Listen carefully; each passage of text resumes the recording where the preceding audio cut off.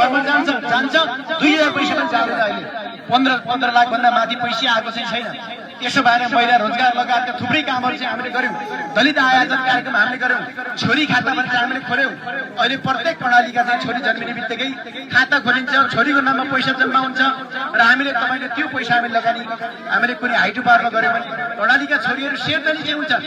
यस्ता किसिमका चाहिँ हामीले कार्यक्रमहरू अगाडि बढायौं शहीद परिवारका सम्मान भत्ता घाइते अपाङ्गका सम्मान भत्ता लगायतका हामीले तमाम चाहिँ व्यवस्थापन हामीले गर्यौं त्यसो हुँदा अहिले हामीले हेर्यौं भने कुनै सुर्खेतको कुराहरू उठ्यो हिजो के थियो कालागाउँमा एउटा टिलले चाहिँ तपाईँको छाएको पुरै खेलाको टिम भएको हस्पिटल थियो अहिले सुर्खेतको पर्यटन हेर्नु भयो भने भव्य चाहिँ छ तपाईँको त्यहाँ त हस्पिटल हो कि रिसोर्ट हो मान्छेले चिन्ने पनि गाह्रो हुने त्यो हामीले गरेका छौँ रङ्गशाला लगायत तमाम चाहिँ हामीले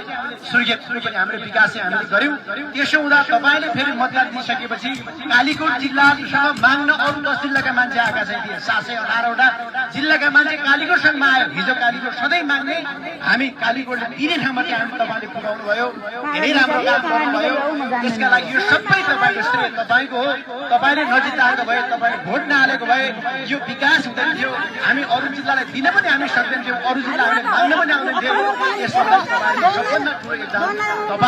तपाईँहरूकै कारणले गर्दा सबै कुरा भयो भनेर म तपाईँहरूको रूपमा निवेदन गर्न चाहन्छु अब हामीले फेरि पनि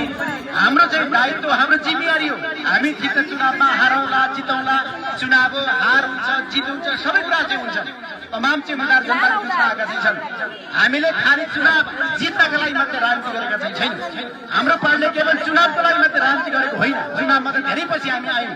हामी भनेको जनताको सेवा गर्नका लागि हामी आएको हो यो पार्टी भनेको जनताको सेवा गर्नका लागि जन्मिएको पार्टी हो त्यसो भएर धेरै कामहरू अधुरा चाहिँ छन् अहिले पनि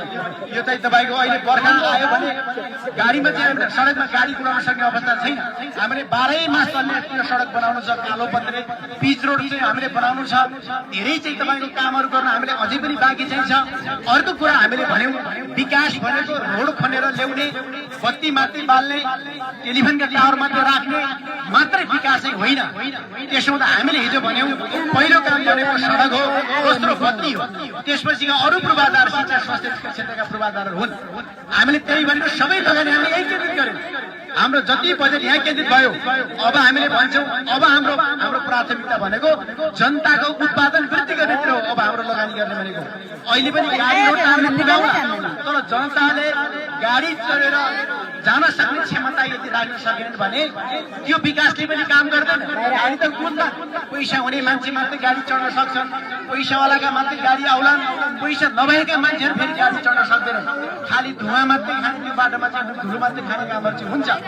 अनि भोलि हामी बिजुली ल्याउला बिजुली बत्तीको महसुल तिर्न सकेन भने तपाईँको चाहिँ मिटर चाहिँ तपाईँको काट्ने कामहरू गर्छ टेलिफोनका टावर त हामी राखौँला तर जनताले मोबाइल किन्न सक्ने क्षमता छैन रिचार्ज कार्ड हाल्न सक्ने क्षमता छैन भने त्यो टावर खडा गरेको कुनै काम लाग्दैन